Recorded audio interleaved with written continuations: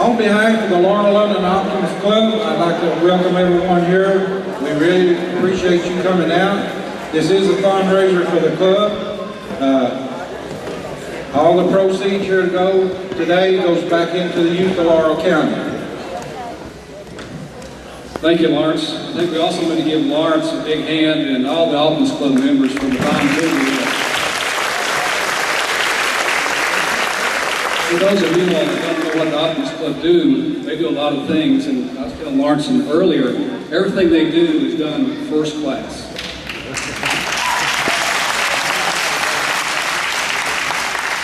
Well, it's great to be back again. I've been, as Matt says, I've been traveling this state extensively. And I have been in politics now for 10 years. I have never seen the atmosphere like it is today.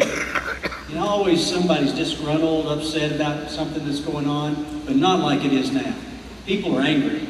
They're absolutely mad. Washington. And right now, above all else, the culture needs to be changed, and the way we're going to change it is by taking a good, strong dose of rural Kentucky common sense. That's how we're going to change Washington.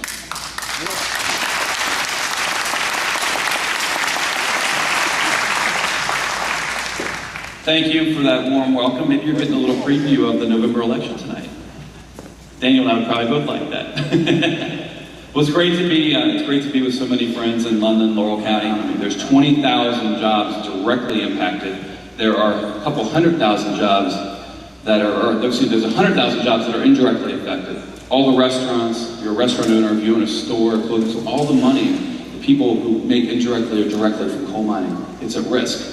There's a war going on right now, and that'll devastate us. We'll never get to do some of the great things that Dan and I agree on with coal to liquid and those sorts of things if they have their way. And we have to stop them. And this is not a regional thing, this is a Kentucky thing. Because the manufacturing job in Louisville is dependent upon cheap electricity, which comes from coal. There are children in our school systems, the only kind word they hear all day may come from a teacher. I serve on our South-Based Council at the high school. We're in charge of hiring people. Too often, the school board comes down and says, you're overstaffed. You're going to have to cut some people. Folks, this nation is doing a disservice to our students when we cut education.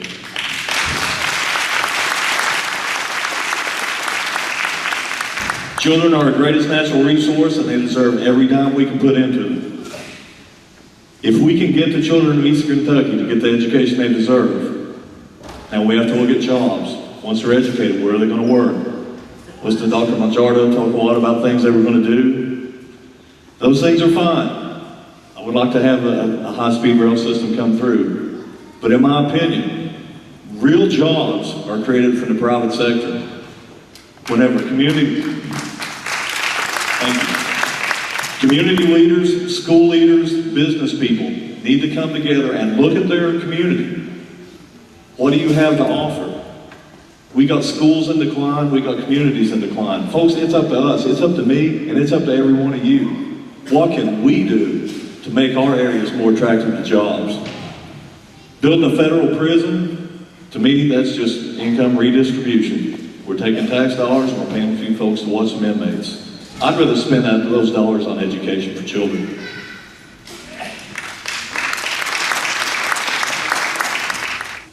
Obviously, on the methamphetamine problem in Laurel County, it's a huge issue. And as a prosecutor for the last 18 years, we have dealt with that problem every day. We deal with that problem. Law enforcement deals with that problem. The financial responsibilities of the department are enormous, and that's why I will employ someone that has a strong financial background and is trusted.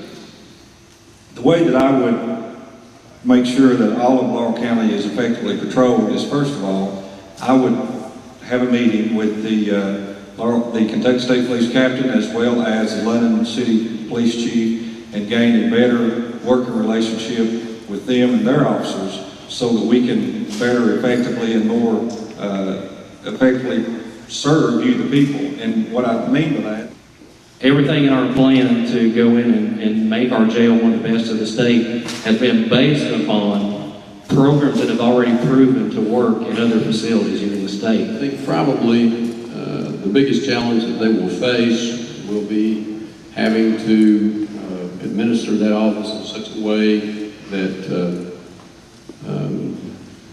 they can handle all those cases. And in addition to that, they have to work with the Commonwealth Attorney's Office as well as law enforcement officials. And I think basically that challenge can be taken care of with an efficient staff, having a good relationship with law enforcement, social services, in all these different areas. So